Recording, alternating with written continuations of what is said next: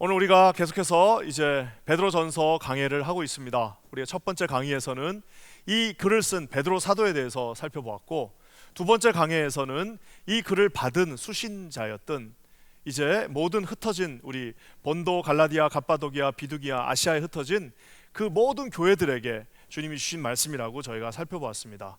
세 번째 강의를 통해서는 이제 이 말씀을 주신 이 모든 흩어진 교회에 주님이 그냥 흩어버리는 것이 아니라 산소망 되신, 우리 산소망 되신 예수님을 그들에게 축복으로 주셨다라고 이야기하고 있습니다. 그래서 우리가 네 번째 강의에서는 그러므로 우리는 하나님께서 주실 그 귀한 은혜와 축복들을 기다리면서 우리가 최선을 다하면서 준비하자라고 제가 설교했습니다. 우리 다섯 번째 강의에서는 이제는 그러므로 말미암아 또 어떻게 해요? 우리 산돌 대신 예수 그리스도의 그 기반 아래, 그 기반 위에, 그 기초 위에 우리의 인생을 쌓고 또 예수님을 닮아가자라고 설교했습니다. 지난주 6강에서는 저 여섯 번째 강의에서는 이제는 그러함으로 말미암아 주님이 그 흩어진 교회들에게 아주 귀한 축복들을 주신다라고, 흩어진 교회에 주신 축복이라고 제가 설교했습니다. 그래서 너희는 뭐예요? 택한 족속이요, 왕의 제사장이요, 거룩한 나라요, 하나님의 선택한 소유된 백성이다라고 지난주 말씀을 통해서 우리가 알아보았습니다. 이제 오늘은요, 그 흩어진 500교회가 아니라 이제 더 추가적으로 집중하여서 흩어진 그 500교회에 있는 가정들에게 이 베드로 사도가 편지하는 것을 볼 수 있습니다. 우리가 아는 것처럼 베드로 사도는 아마 그 사도들 중에 거의 유일하게 아마 아내와 함께 사역했던 분 중에 한 분이었을 겁니다. 우리가 아는 것처럼 이제 열병에 걸린 장모님도 계셨고요. 또 우리 바울의 입술을 통해서 게바가 아내를 데리고 다녔다는 것들을 우리가 볼 수가 있습니다. 그래서 아마 이쪽 분야에 대해서는 아마 조예가 깊으신 분 같습니다. 그러면서 이제 거의 이제 그의 삶이 마감되어지는 이제 마지막 때 이 노 사도가 마지막으로 이제는 교회와 각 가정에게 주시는 오늘 축복의 말씀이 바로 오늘 이 3장의 말씀입니다. 그래서 오늘 저는 이 3장의 말씀을 살펴보면서 하나님께서 우리 퀸자님 교회 각 가정에 어떤 축복으로 함께 하시는지 한번 살펴봤으면 좋겠습니다. 먼저 아내들에게 이 베드로 사도가 말하는 것을 볼 수가 있습니다. 우리 1절 말씀 우리 한번 읽어보도록 하겠습니다. 다 같이 읽겠습니다. 시작. 아내들아, 이와 같이 자기 남편에게 순종하라. 이는 혹 말씀을 순종하지 않는 자라도 말로 말미암지 않고 그 아내의 행실로 말미암아 구원을 받게 하려 함이니. 오늘 이 첫 말씀에 아내들아 순종하라라고 말하고 있습니다. 사랑하는 성도 여러분, 이 순종한다는 이 말이 얼마나 우리 인간 역사에 어뷰즈 되어지고 잘못 사용되었는지 모릅니다. 아마 우리들 중에서 많은 분들이 정말 이 말씀을 가지고 자기 아내들한테 이거 봐라, 성경도 이렇게 당신한테 순종하라고 말하지 않나라고 하는 남편들이 있었을 수 있습니다. 여러분, 그 자체가 잘못된 겁니다. 우리가 아는 것처럼 하나님께서는 남자들에게 더 높은 수준의 헌신을 요구하고 있습니다. 우리 에베소서 말씀을 통해서도 보는 것처럼 우리 아내들은 순종하지만 남편들은 십자가에 못 박힌 것 같이 예수 그리스도께서 십자가에 못 박히시면서 자신의 몸을 그 교회에 주신 것 같이 아내들을 사랑하라고 말하고 있습니다. 사랑하는 성도 여러분, 많은 우리 지금까지 역사를 통해서 얼마나 이 여성들이 어뷰즈 당했는지 모릅니다. 불과 한 20년 전만 해도 우리 한국도 마찬가지였습니다. 그래서 예전에 제가 어렸을 때 봤던 드라마 중에 아들과 딸이라는 드라마가 있습니다. 거기 보면 아들이 귀남이고 딸은 후남으로 나와요. 벌써 이름 자체가 이상하지 않습니까? 아들은 귀한 남자고 귀하다 해갖고 귀남이라고, 그 딸은 그냥 뭐 후지다 해갖고 후남인지 모르겠지만 하여튼 여러분 그 자체가 벌써 이상한 건데요. 아들한테는 제일 좋은 걸 주고 딸한테는 그냥 아무거나 주고, 예전에 그렇게 다 키운 사람들 지금 다 아마 후회하고 있을 겁니다. 사랑하는 성도 여러분, 하나님께서 우리 남자와 여자를 아주 똑같게 equally 하나님께서 아름답게 창조하셨음을 우리가 말씀을 통해서 보고 있습니다. 근데 오늘 말씀에 뭐라고 나와 있냐면 아내들아 자기 남편에게 심지어는 순종하라고 얘기하고 있습니다. 우리가 남편이 지금 이 말을 하니까 인터넷을 통해서 진짜 들려오는 것 같습니다. 아니, 남편이 목사님 순종할 만한 사람이야 순종을 하죠. 그 사람이 뭐가 나은 게 있어야 순종을 하죠 라고 아마 많은 아내들이 뭐 모르겠어요. 저희 아내도 그럴지 모르겠지만 저희 아내를 포함한 많은 아내들이 아니 도대체 이 남자가 순종할 만한 그런 믿음과 인격을 가진 사람이어야지 순종을 하지요라고 말할 수 있겠습니다.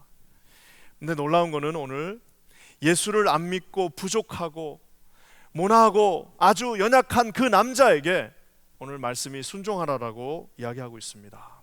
여러분, 이것은 우리가 이제 그 당시 2000년 전에 상황을 좀 살펴볼 필요도 있습니다. 아는 것처럼 그 당시에는요, 정말 그 당시에 여성은 거의 무슨 귀족들 몇 명을 제외하고는 그냥 물건과 같이 그냥 별로 이렇게 가치가 없는 존재였습니다. 그래서 여성은 자기의 종교를 가질 수도 없었습니다. 남자가 믿는 그 종교를 그냥 그대로 믿어야 되는 겁니다. 여러분, 그렇다면 어떤 일들이 일어나겠습니까? 2000년 전에 로마의 황제를 숭배하는 그때에 남편들이 다 로마의 황제를 숭배하고 있는데 갑자기 어느 날부터 노예들이 믿기 시작한 그 종교가, 노예들이 믿기 시작했던 그 기독교가 이제 여성들 한 분 한 분한테 전파되어지기 시작합니다. 상대적으로 마음을 쉽게 열고 상대적으로 마음이 따뜻하고 상대적으로 온유한 여성들이 이제 그 하나님의 말씀을 듣고 나서 예수님을 믿기 시작합니다. 그러면 이제 여러분, 그 가정이 어떻게 되겠습니까? 남편은 황제를 숭배하고 있는데 아내가 예수님을 믿으면서 나는 이제 더 이상 황제를 숭배할 수 없다라고 하니까 어떻게 되는 거예요? 가정이 막 분란이 일어나고 어려워지기 시작하는 그때쯤에 이 베드로 사도가 이 말을 한 겁니다. 그러면서 그 솔루션의 하나로 남편들한테 비록 그들이 예수를 믿지 않고 그들이 부족하고 그들이 모난 것이 있다 할지라도 일단은 순종하라라고 이야기하고 있습니다. 제가 이렇게 설교하니까 어떤 분들은 또 이렇게 질문할 수 있습니다. 아유, 그러면은 뭐 남편한테 순종하면 남편이 교회 나가지 말라고 그러면 안 나가고 남편이 예수 믿지 말라고 그러면 믿지 말고 남편이 그냥 마음대로 정말 하나님 우리가 욕하면서 살자라고 그러면 그렇게 살아도 되는 거냐라고 물으실 수 있겠지만, 여러분 오늘 이 말씀을 잘 보십시오. 여러분, 남편에게 순종하는 이유가 있습니다. 남편에게 그냥 막무가내로 맹목적으로 맹종하며 순종하는 것이 아니라 오늘 이 말씀이 뭐라고 말하고 있습니까? 한번 제가 읽어보겠습니다. 아내들아, 이와 같이 자기 남편에게 순종하라. 이는 혹 말씀을 순종하지 않는 자, 누구예요? 예수 안 믿는 자들입니다. 말로 말미암지 않고 그 아내의 행실로 말미암아 뭐라고요?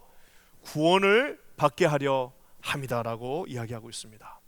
순종하는 이유가 그냥 그 남편의 말에 무조건 우리가 그 남편이 하는 예수 믿지 말자고 하는 그 말에 타협해서 가자고 순종하는 것이 아니라 오히려 더 강력하게 그 예수 믿지 않는 남자가 내가 순종함으로 말미암아 그가 그 행실을 보고 다시 예수님께 돌아오게 하자라고 말하는 것입니다.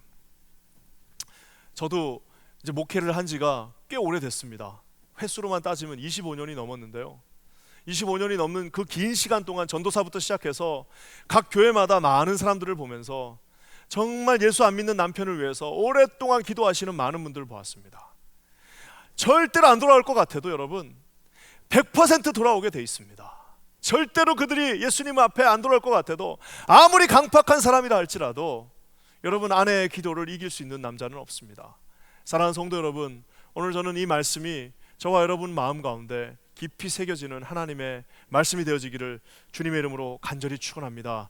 많은 사람들이 말씀을 통해서 우리가 이 시대를 보면서 순종하는 것은 힘없는 사람이나 순종하고, 순종하는 것은 연약한 사람이 순종하고, 순종하는 것은 그냥 갑과 을의 관계에서 순종하는 거라 생각하는데, 사랑하는 성도 여러분, 성경에서의 이 순종은요 정말 힘있고 강력한 사람만 순종할 수 있습니다. 여러분, 순종의 아이콘이 누구이십니까? 성경에서 가장 순종했던 분이 누구십니까? 바로 하나님 아버지, 제발 이 잔을 나에게서 좀 걷어가 주십시오. 하지만 나의 원대로 마시고 아버지의 뜻대로 해달라고 부탁하시면서 눈물 흘리며 피눈물 대며 기도하셨던 분 누구십니까? 바로 예수님이십니다. 여러분, 우리 예수님이 힘이 없어서 순종하셨습니까? 예수님이 그냥 그 세상과 타협하기 위해서 순종하셨습니까? 그렇지 않습니다. 예수님은 하나님의 뜻을 이루시기 위하여 순종하셨습니다. 여러분, 제자들을 한번 보십시오. 제자들이 아직도 자기 혈기가 있고 아직도 성령으로 거듭나지 못하고 아직도 살아서 부활하신 예수님을 알지 못했을 때는 다 자기 뜻대로 하는 것이 그것이 최고라고 생각했습니다. 자기가 뜻이 맞대로, 자기 뜻대로 해야 되고 자기가 본 것이 다 옳고 자기 뜻대로 되지 않으면 그것이 잘못됐다라고 하면서 여기저기서 자기 혈기를 내면서 자기 의를 나타내는 그 모습은 여러분 그거 다 예수 믿기 전에 하던, 아직 그 본인이 자기 의를 나타내는 거는 내가 맞다라고 이렇게 주장하는 것은 뭐예요? 나 아직 예수 잘 못 믿고 있다라고 말하는 것입니다. 우리가 아는 것처럼 제자들이 나중에 살아 역사하시는 부활의 주님을 보고 그 안에 성령께서 들어오셔서 그의 삶이 변화되고 나면은 뭐예요 여러분? 그때부터는 순종의 아이콘들이 되어서 자기 십자가를 지고 예수님을 쫓았다는 사실을 볼 수가 있습니다. 순종은 여러분 강한 사람만 할 수 있습니다. 순종은 예수님 안에서 확실하게 서져 있는 사람들만 할 수 있습니다. 여러분 우리가 교회에 순종하고 우리가 그 권위에 순종하는 거는요, 자기 의가 살아있는 사람은 절대로 할 수 없습니다. 누가 순종할 수 있다고요? 주님 안에서 거듭난 사람만 순종할 수 있습니다. 그들이 어리석어서 순종하는 거 아닙니다. 할 말이 없어서 순종하는 거 아닙니다. 자기 생각이 없어서 순종하는 거 아닙니다. 뭐예요? 정말 예수님을 만났기 때문에 순종할 수 있는 것입니다. 오늘 우리 베드로 사도가 자매님들에게 말하고 있어요. 너희들 순종해라. 너희 남편이 부족한 거 알고 연약한 거 알고 예수 안 믿는 것도 알지만 순종함으로 말미암아 그들이 너희들에게 반드시 다시 돌아오는 날이 있을 거다라고 말하고 있습니다. 로마서의 말씀처럼 우리가 원수를 원수로 갚는 것이 아니라 그 머리 위에 사랑의 그 모든 것들을 쌓음으로 말미암아 그들이 죽게 돌아오는 것처럼 오늘 주님 앞에 순종할 때 우리 믿지 않는 남편들과 믿지 않는 가정들이 죽게 돌아오는 역사 여러분 있음을 여러분 간절히 축원합니다. 여러분 우리가 우리 퀸즈 한인교회만 봐도 마찬가지예요. 제가 뭐 이렇게 모든 사람들을 다 만나보진 않았지만 우리 퀸즈 한인교회만 해도 여러분 아내 때문에 예수님 믿는 사람이 한두 분이 아닙니다. 간증 들어보면 자기 아내 때문에 예수 믿게 되신 분이 우리 중에도 수십 명은 있습니다. 여러분 한번 손 들어보세요. 집은 집이지만 내가 우리 아내 때문에 예수 믿게 됐고 내가 우리 아내 때문에 그냥 왔다 갔다 교회 다니다가 우리 아내 때문에 아내의 기도로 내가 예수님 믿게 되신 분 한번 손 들어보십시오. 아마 수십 명이 있을 겁니다. 제가 들은 것만 해도 수십 명은 되는 것 같습니다. 처음에는 이민 와가지고 완강하게 거절하면서 내가 예수를 왜 믿냐고, 내가 지금 이민 와갖고 내가 잘 살려고 왔지 내가 그거 뭐 나약해 빠진 사람들이 믿는 그거 믿으려고 왔냐라고 하던 분들도 있고, 어떤 분들은 그냥 그래도 좀 나이스해서 교회 주차장까지 내가 차 태워줄게, 교회 주차장까지는 내가 너 데려다 줄 테지만 내 절대로 그 다음부터는 내가 절대 교회 안 간다 하면서 주차장에 안에 태워다 주고 기다리면서 담배 한 대 피면서 기다리고 이러던 분들도 우리 예수 안에 들어오신 분들 많습니다. 어떤 분들은 그래도 우리 자녀들 그래도 이민까지 왔는데 교회에서 나쁜 거 가르치겠나 싶어가지고 그래 그러면 교회는 다녀라라고 우리 애들 보내고 와이프 보내다가 어느 순간에 자기도 모르게 예수님을 믿게 되신 많은 분들이 계십니다. 사랑하는 성도 여러분, 옆에 계신 아내들한테 여러분 한번 이야기해 주셨으면 좋겠습니다. 만약에 여러분 정말 아내 때문에 예수님 믿은 분 계시면요, 내가 지금 눈에 막 왔다 갔다 하십니다. 그분들 얼굴이. 비록 이 방송으로 예배드리고 있지만 옆에 계신 아내한테 정중하게 이렇게 인사했으면 좋겠습니다. 여보 살려주셔서 감사합니다. 이렇게 한번 인사했으면 좋겠습니다. 우리 한번 할게요. 시작. 살려주셔서 감사합니다. 우리 옆에 있는 아내한테 다시 한번 또 이야기하겠습니다. 평생 갚아 나가겠습니다. 이 은혜를 평생 갚아 나가겠습니다. 사랑하는 성도 여러분, 우리 퀸즈 한인교회뿐만 아니라 여기 계신 모든 분들에게 이런 놀라운 은혜가 있기를 주님의 이름으로 간절히 축원합니다. 그러면서 주님께서는요, 베드로의 입을 통해서 이 순종한다는 것이 또 어떤 면에 있는지 프랙티컬한 것을 또 하나 보여주십니다. 우리 3절과 4절 말씀 우리 한번 다 같이 한번 읽어보겠습니다. 시작. 너의 단장은 머리를 꾸미고 금을 차고 아름다운 옷을 입는 외모로 하지 말고 오직 마음에 숨은 사람을 온유하고 안정한 심령에 썩지 아니할 것으로 하라. 이는 하나님 앞에 값진 것이니라. 여기 보면 3절 말씀을 보면요, 너희의 단장은, 이게 이제 단장한다, 즉 화장한다는 말인데요, 저 화장한다는, 저 단장한다는 저 말의 어원이 헬라어로 뭘까요? 참 놀랍게도 코스모스입니다. 코스모스. 여러분 코스모스의 반대말이 뭘까요? 우리 영어에도 그냥 막 혼란하고 막 정신이 없는 걸 뭐라고 그래요? 카오스. 케어릭하다. 와 케어릭 시츄에이션 이러잖아요. 이 카오스예요. 완전히 혼란하고 질서가 없는 것이 카오스인데, 질서가 있고 전 우주를 뜻하는 단어가 뭐예요? 이 코스모스입니다. 그래서 코스모스는 전 우주를 뜻하기도 하고, 그래서 코스모스라고 하는 그 꽃의 그 꽃명이 뭐예요? 코스모스라고 하는 꽃의 꽃명은 조화와 질서예요. 조화롭고 질서 있는 것이 이 코스모스라고 말하고 있습니다. 참 재밌는 사실은 우리 자매들이 이제 화장한다라고 하는 그 말, 화장한다고 하는 그 말이 영어가, 나는 처음 옛날에도 이거 영어 공부할 때도 참 궁금했어요. 이게 왜 코스메틱일까? 코스메틱. 그 코스메틱이라고 하는 것이 이제 화장품이라고 하는 단어인데요. 이게 참 신기하지 않습니까? 아니, 코스메틱이라는 단어가 왜 화장품이 됐을까? 그러면서 여러분, 이 그 성형 수술을 하는 거는 또 영어로 뭐예요? 코스메틱 서저리라고 그럽니다. 그래서 코스메틱 서저리라고 그러는데, 이 코스메틱이라고 하는 단어는 결국에는 이제 헬라어 코스모스에서 다 어원이 따라져서 나온 거예요. 자, 그렇다면 여러분, 이게 뭐냐면은 우리 자매님들이 아침에 이렇게 화장할 때는 이게 뭐예요? 이 전 우주의 이 질서를 지키는 행동임. 이게 이제 혼돈된 것들을, 이 케오틱한 것들을 다 코스모스로 정리하는 것들을 화장이라고 했던 것 같아요. 여러 가지 뭐 뜻들이 있겠지만 중요한 건 뭐냐면은 자매님들이 이렇게 화장하는 것은, 이것은 거의 본능에 가깝습니다. 제가 우리 딸들을 3명이나 키우면서 보니까 참 신기한 거는, 참 저는 그냥 아무 옷이나 입고 다니고 별로 그냥 그런 거 신경 안 쓰고 자랐는데, 우리 딸들을 보니까 2살만 딱 되니까 자기한테 이쁜 거 달라고 그래요. 진짜 딱 2살만 되니까 이쁜 거를 좋아해요. 이쁜 거를. 여러분, 그것은 본능입니다. 왜요? 자기 얼굴을 꾸밈으로 말미암아 이 전 우주가 다 자기와 조화를 이루고자 하는 그 꾸민 그 모습인 것 같습니다. 그래서 베드로 사도도 적당하게 꾸미는 거, 그거에 대해서 뭐라고 하지 않습니다. 꾸며야 되는. 그렇지만 여러분, 오늘 말씀이 뭐라고 얘기하고 있습니까? 그냥 그 네 얼굴만 그렇게 코스모스로 조화를 이루는 것이 아니라, 얼굴뿐만 아니라 네 안에 있는 숨은 사람, 우리 4절 말씀 한번 볼까요?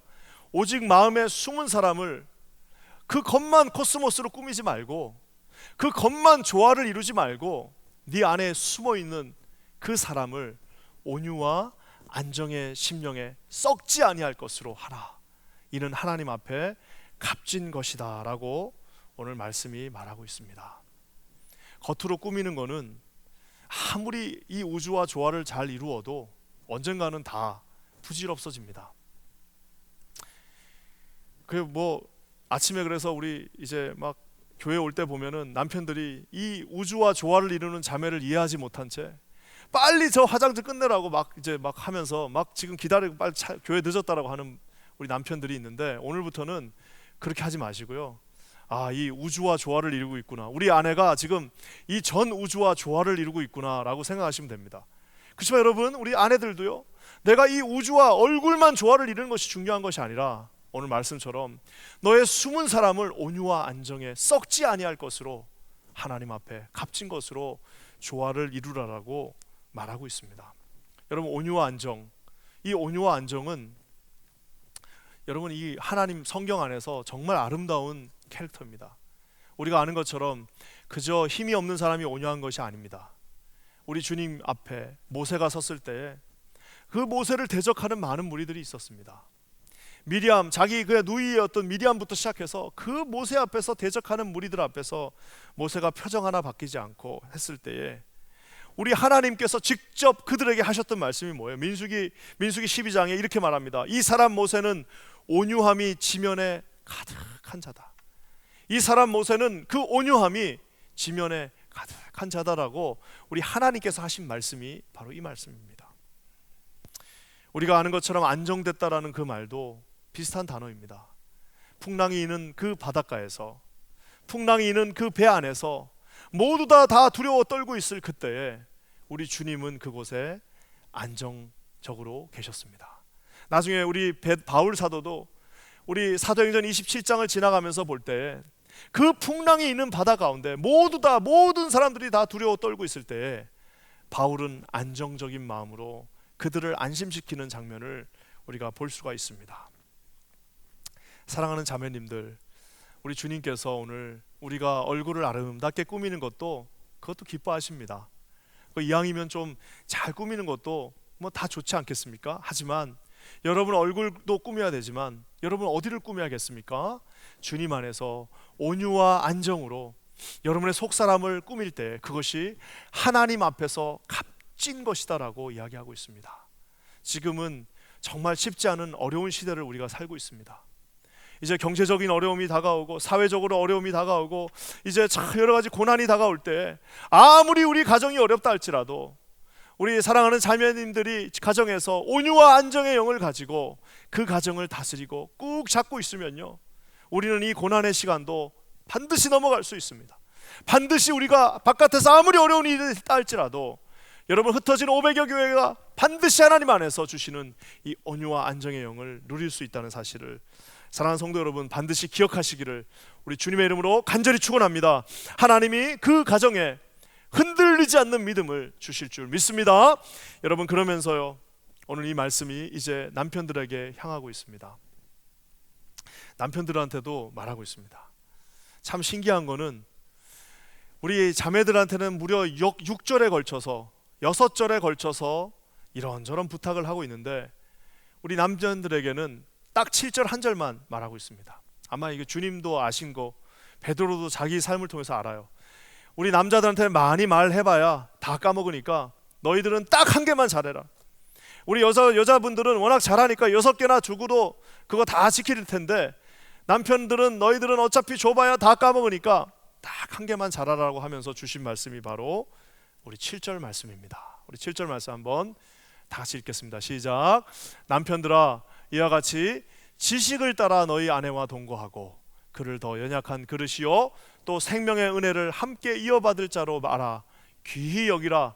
이는 너희 기도가 막히지 아니하게 하려 함이라. 여기 보면 가장 중요한 본동사 하나가 나오는데 그건 뭐냐?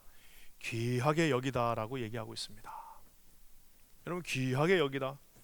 어떻게 귀하게 여기냐? 아주 그냥 자세하게 귀하게 여기는 이유와 그 설명을 오늘 베드로 사도가 하고 있습니다. 먼저 여러분 말씀을 보면요, 지식을 따라 아내와 동거하라라고 얘기하고 있습니다. 그 말은 뭐냐면 좀 아내가 좋아하는 것들, 아내의 그 성품을 좀 보면서 그냥 네가 좋아하는 대로 아내를 섬기는 것이 아니라 지식에 따라서 좀 알고 나서 섬기라라고 얘기하고 있습니다. 예전에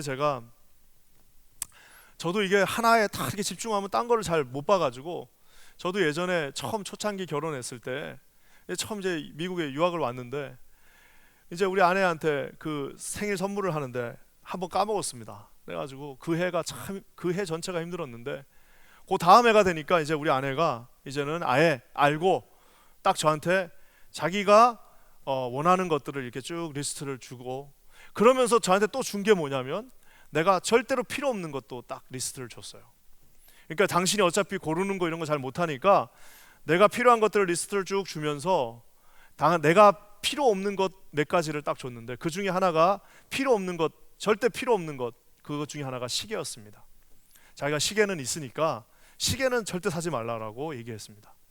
자, 근데 사람이 신기한 게 그 2주 동안 이제 이제 시계 말고 딴 거 사야지 하고 했는데 그 주가 좀 바빴습니다. 바쁘게 지나가고 난 다음에 이제 어이구 이거 사러 가야겠구나 해가지고 친구랑 같이 그때 이제 백화점에 가서 이제 선물을 사러 갔는데 참 신기하죠. 그 사지 말라고 한 것들, 그 사라고 한 것들은 하나도 기억이 안 나고 시계를 사야겠구나라는 생각이 들었습니다. 그래가지고 그때 그냥 우리 아내가 시계 사오라고 했지 하고 나 스스로 믿어버리고 시계를 아주 그냥 사가지고 그것도 좀 비싼 걸 샀어요. 아주 의기양양하게 가갖고 시계를 탁 내주니까 지금도 그 표정을 잊을 수가 없습니다. 어떻게 당신은 다 사오지 말라고 한 그 한 가지를 사가지고 오냐고 그러는데 그 생각을 못했던 거예요. 여러분, 오늘 말씀이 뭐라고 얘기하고 있습니까? 네가 좋아하는 대로 섬기는 것이 아니고 남자인 네가 좋아하는 네 방식대로 섬기는 것이 아니라 도대체 아내가 뭘 좋아하는지를 한번 살펴보라라고 얘기하고 있습니다. 여러분의 아내분들이 그냥 여러분들이 원하는 방법대로가 아니라 그들이 원하는 방법이 있습니다. 그 방법대로 귀하게 존귀하게 여기라라고 이야기하고 있습니다. 참 여기 보면은 저 말이 그래서 와닿습니다. 귀하게 여기는, 그 귀하게 여기는 사람을 함부로 다루겠습니까? 귀하게 여기는 사람이 뭘 원하는지를 잘 보지 않겠습니까? 저는 기도하기는 여기 계신 모든 분들이 여러분의 아내들을 귀하게 여기시는 저와 여러분들 되시기를 우리 주님의 이름으로 간절히 축원합니다. 여러분, 요 한 절밖에 되지 않는 구절이지만 여기에 왜 귀하게 여겨야 되는지에 대해서 세 가지나 무려 설명하고 있습니다. 첫 번째는 뭐예요? 그는 더 연약한 그릇이다라고 얘기하고 있습니다. 우리 아내들이 애들 키우고 이러다 보니까 얼마나 힘이 세지는지 몰라요. 저희 아내도 아마 저랑 팔씨름하면 저를 이길 수도 있을 것 같아요. 얼마나 힘이 센지 몰라요. 아프지도 않는 것 같죠? 와이프들은 아프지도 않는 것 같아요. 얼마나 힘도 센지 몰라요. 근데 여러분, 오늘 말씀이 뭐라고 얘기하고 있습니까? 연약한 그릇이다. 아주 그냥 깨질 듯한 연약한 그릇이다라고 이야기하고 있습니다. 저 연약한 그릇의 반대말이 뭘까요? 연약한 그릇의 반대말, 순수 한국말 뭐가 있을까요? 아줌마입니다. 아줌마. 우리 부인들한테 아줌마 같다라고 그러고 아줌마 패션이라고 그러고 저 아줌마 저거 뭐 저러냐고 하는데, 여러분 그 말 하면 안 됩니다. 뭐라고요? 아주 연약한 그릇이다라고 오늘 성경이 말하고 있습니다. 우리가 볼 때 우리 먹여 살리려고, 우리 남편들 출세시키려고, 자식들 키우느라고 그저 그냥 세게 강하게만 나갔는데, 사실은 엄밀하게 따지면 여전히 여고 시절에 갖고 있었던 그 아름다운 마음들과 그 순수한 마음들과 그 깨끗한 마음들을 여전히 이 한가운데 갖고 있는 연약한 그릇이다라고 오늘 말씀이 말하고 있습니다. 그냥 함부로 대하지 마시고 존귀하게 귀하게 여기라라고 오늘 성경이 말하고 있습니다. 또 한 가지 이유는 뭐예요? 연약한 그릇이요, 또 뭐예요?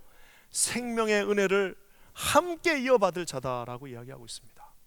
저 말은 여러 가지로 해석할 수 있는데, 어떤 유업, 헤리테이지를 같이 받을 사람, 그리고 끝까지 같이 갈 사람, 결국 주님 앞에 같이 갈 사람이라고 말씀이 말하고 있습니다. 자식들이 아무리 효자라도, 아무리 효녀라도, 제가 많은 장례식장 가보면 결국 마지막까지 그 남아가지고 눈물 흘려주는 사람은 여러분 누구예요? 결국에는 수십 년 함께 온 그 배우자들밖에 없다라는 사실입니다. 여러분, 이 코로나가 되니까 더 잘 알지 않습니까? 다 자식들이 아무리 효도가 있어도 어떻게 찾아오지도 못해요. 결국에는 옆에 있는 지금 권사님들, 옆에 있는 장로님들밖에 없는 겁니다. 사랑하는 성도 여러분, 하나님께서 말씀해 주십니다. 이 생명의 유업을 같이 받을 사람이다. 나중에 우리가 마지막 숨을 내쉴 때, 마지막 숨을 내쉴 때 어떻게 해요? 내 옆에서 마지막까지 나를 위해 기도해 줄 사람은 그 사람이라고 이야기하고 있는 것입니다. 사랑하는 성도 여러분, 오늘부터 여러분 그거 잘 기억하시면서 귀하게 여기시는 저와 여러분 되시기를 주님의 이름으로 간절히 축원합니다. 그러면서 또 한 가지 이유를, 저 7절이 그래서 참 베드로 사도가 머리가 좋으세요. 여자들은 6절이나 놔뒀는데 뭐 이것저것 얘기했지만 남자는 딱 한 절이지만 한 절에 얼마나 많은 것이 들어있는지 모릅니다. 또 한 가지 귀하게 여겨야 되는 이유가 뭐예요? 네가 아무리 기도해봐야 네 기도가 꽁꽁 막혀있다라는 겁니다. 아내의 마음을 잘 몰라주고, 아내를 존귀하게 여기지 않고, 아내를 연약한 그릇으로 생각하지 않고, 아내와 함께 생명을 이어받지 않는다라고 하면은 아무리 네가 기도해봐야 네 기도가 뚫려있지 않다라고 오늘 말씀이 말하고 있습니다. 저는 기도하기는, 여러분 우리 사랑하는 모든 형제들이 하나님 앞에 거룩한 두 손을 들고 기도할 때 하나님 앞에 응답받는 기도를 하시는 저와 여러분 되시기를 주님의 이름으로 간절히 축원합니다. 우리 하나님 앞에 기도할 때 어떻게 해야 기도가 막히지 않게 하라. 여러분, 아내에게 잘못한 거 있으면 오늘 용서를 구하십시오. 아내의 마음을 좀 힘들게 하거나 뭐 어렵게 했다면은 기도 미안하다라고 얘기하십시오. 왜? 그래야만 여러분의 기도가 하나님 앞에 뚫려진다라는 사실을 여러분 말씀을 통해서 이해하시기를 주님의 이름으로 간절히 축원합니다. 저는 기도하기는 우리 퀸즈 한인 교회가 우리 이 여자분들이 그렇게 우대받는 그런 교회가 됐으면 좋겠습니다. 딴 데서는 못하더라도 다 교회 오시면요, 그냥 너는 저쪽으로 타고 나는 이쪽으로 타고 아니라 남자분들이 좀 이렇게 와이프 이렇게 문도 좀 열어주고요, 그냥 저 영화에서만 본 게 아니라 우리 퀸즈 한인 교회 가면 그런 모습을 좀 볼 수 있었으면 좋겠습니다. 밥도 먼저 먹는 게 아니라 좀 타다 드리고, 또 좀 앉을 때도 먼저 여자분들부터 가라고 그러고 하는, 여러분 그런 우리 퀸즈 한인 교회, 매력적인 하나님의 교회가 되기를 우리 주님의 이름으로 간절히 축원합니다. 세상에서 인정받지 못하는 사람들도 우리 퀸자님 교회 오면 모든 사람들이 참 젠틀하게 매너 있게 정말 세상보다도 더 귀한 매너로 사람들을 섬길 수 있는 그런 모든 이들을 존귀하게 여기는 그런 퀸자님 교회가 되기를 우리 주님의 이름으로 간절히 축원합니다. 사랑하는 성도 여러분, 오늘 베드로 사도가 이 이제 남자들과 여자들 또 큰 안목으로 보면 이제 남편들과 아내들뿐만 아니라 모든 성도들한테 이렇게 말한 겁니다. 너희들 외모로만 꾸미지 말고 온유와 안정의 영으로 하나님 앞에 나가라. 하나님과 조화를 이루라. 그뿐만 아니라 옆에 있는 사람들을 다 존귀하게 여기라 라고 얘기하고 있습니다. 왜 여러분 베드로 사도가 이렇게 특별히 남자 여자 우리 남편 아내를 지칭해서 말씀을 했을까요? 그것은 아마 우리가 상상해 볼 수 있는 것은 마태복음 18장 말씀을 유추해서 볼 수가 있습니다. 마태복음 18장에 우리 주님께서 뭐라고 제자들에게 말씀하십니까? 두세 사람이 모인 곳에 나도 함께 하겠다라고 말하고 있습니다. 두세 사람이 모인 그곳에 나도 그들 중에 있다라고 주님이 마태복음에 말씀하고 계시는데요. 두세 사람이 모이기 제일 좋은 데가 어디예요? 두 사람이 모인다는 말은 뭐예요? 신혼부부들. 두 사람이잖아요. 남편 아내. 세 사람이면 뭐예요? 이제 애를 낳은. 그러니까 가장 작은 그룹, 가장 작은 단위의 교회인 가정에게 오늘 주님이 너희들이 아무리 부족하지만 그 가정에서 예배드릴 때 내가 너와 함께 하겠다라고 오늘 주님이 말씀하고 있는 것입니다. 우리 기도할 때 두세 사람이 모인 우리 퀸자님 교회 500여 흩어진 교회에 하나님께서 주시는 이 크신 은혜가 함께 하시기를 우리 주님의 이름으로 간절히 축원합니다. 특별히 오늘은 어머님 날입니다. 참 우리 참 어머니들의 이 기도는 참 대단합니다. 우리도 지금 이 퀸자님 교회가 이렇게 우리가 아무도 없는 곳에서 예배를 드리니까 제일 그리운 것 중에 하나가 우리 권사님들이 나와서 기도해 주시는 그 기도의 자리들이 너무 그립습니다. 오늘 우리들 중에 또 예수 믿지 않는 그런 또 가정들도 많이 있지 않습니까? 그래서 참 보면은 우리 한국뿐만 아니라 미국도 엄마들이 기도를 많이 하는 것 같아요. 그래서 그 미국의 그 옛날에 컨트리 음악 제가 좀 좋아했었는데 그 컨트리 음악에 보면은 When Mama Prayed, When Mama Prayed 그 말은 뭐예요? 엄마가 기도할 때라고 하는 엄마가 기도했을 때라고 하는 그 제목의 노래들이 무려 2개나 있습니다. 그래서 뭐 이제 킹스맨이라고 하는 그룹에서 부른 노래도 있고 그 랜디 트라비스라고 하는 유명한 그 컨트리 가수가 부른 노래도 있는데 저 개인적으로는 둘 다 좋아하지만 이게 랜디 트라비스가 부른 그 When Mama Pray라는 노래 참 좋아합니다. 그 노래 보면 이렇게 나와 있어요. Daddy 그러니까 아빠는 Daddy never went to church on Sunday. 아빠는 주일날 한 번도 교회를 가지 않았다. He said that one thing I will never do it. 아빠가 말하기를 교회 가는 그 일은 내 절대로 안 한다라고 얘기했다. But Mama never gave up. She said one day he will be sitting here beside of me and you. 엄마는 하지만 한 번도 포기하지 않고 기도하셨는데 뭐라고 기도했냐? 아빠가 언젠가는 여기 요 자리에 너와 나 중간에 아빠가 앉을 거다라고 기도했다라는 거예요. 그러면서 엄마가 막 눈물을 흘리면서 두 손을 흘리면서 기도했다라는 겁니다. 그러면서 뭐예요? 결국에는 So that Easter Sunday, Daddy walked in. 우리 아버지가 결국에는 교회로 나오셨습니다. 하면서 When Mama prayed, When Mama prayed. 우리 엄마가 기도할 때 Good things happen. 좋은 일들이 일어나며 When Mama prayed, lives were changed. 모든 그 믿지 않는 영혼들이 변화되어지는 역사가 일어난다라고 얘기합니다. 이 찬양을 듣다 보면은 그런 장면도 나요. 엄마의 그 키는 5푸트도 안 된다는 거예요. 아주 작은 엄마지만 그 작은 엄마가 무릎 꿇고 기도할 때 산들이 움직이고 산들이 체인징 되어지고 산들이 올라갔다 내려갔다 하는 역사가 일어난다라고. 저는 한국 엄마들만 그런 줄 알았는데 미국 엄마들도 그런가 봅니다.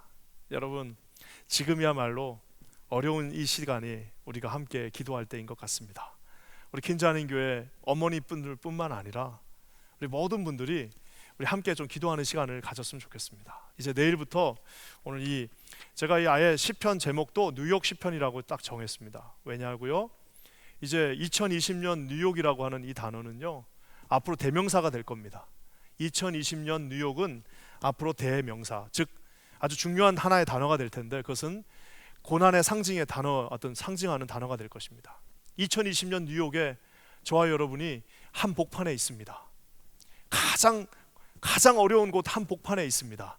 여러분, 이 시간이 2020년 뉴욕이 기도하면서 말씀 가운데 나가실 수 있기를 주님의 이름으로 간절히 축원합니다. 혹시 아침에 일어나시는 게 너무 어려우시면은 그냥 나중에 날을 정해놓고 어차피 유튜브에 2-3시간 후면 다 올라오니까 같이 말씀을 읽고 함께 기도했으면 좋겠습니다. 하지만 5시 반에 하면 좋은 이유는 같이 찬송도 부르고 함께 또 통성으로도 기도할 수 있으니까 더 좋은 것 같습니다. 여러분, 내일 새벽부터 제가 이제 시편 말씀, 시편 11편부터 20편까지 2주에 걸쳐서 말씀을 강해하려고 합니다. 2020년 뉴욕이 비록 세상의 그 단어에는 어려움의 단어이지만 우리에게는 가장 큰 은혜를 받은 When Mama Prayed, 우리 엄마가 기도했던 그 순간이 되시기를 우리 주님의 이름으로 간절히 축원합니다. 우리 잠시 기도하겠습니다. 하나님, 감사합니다. 오늘 우리가 함께 나와 주님 앞에 기도하며 여기까지 왔습니다. 아버지 하나님, 2020년 뉴욕의 삶이 만만치 않고 쉽지 않지만 하나님 아버지, 기도와 간구로 주님 앞에 나갈 때 승리하는 한 해가 되게 하여 주시옵소서. 하나님 아버지, 오늘 말씀처럼 2-3사람이 모인 그곳, 즉 우리 가정이 있는 그곳에 나도 너희와 함께 그들 중에 있다라고 말씀하셨는데 우리 모든 아내들은 순종함으로 말미암아 하나님의 뜻을 이루게 하여 주시옵소서. 온유와 안정의 영으로 주님 앞에 나아가게 하여 주시옵소서. 우리 모든 남편들은 하나님 앞에서 아버지 하나님이 주신 마음으로 우리 남편들은 우리 자매들을 귀하게 여길게 도와주시옵소서. 하나님, 우리 모두가 하나님 앞에 나와 기도할 때에 하나님이 놀라운 일들 이루어 주시고, 설사 우리 가운데 예수를 믿지 않는 자들이 있다 할지라도 우리 어머니의 기도들, When Mama Pray, 우리가 기도할 때에 그들이 다시 돌아오는 놀라운 역사가 있게 하여 주시옵소서. 놀라운 일을 이루실 주를 찬양하며 예수님의 이름으로 간절히 기도합니다. 아멘.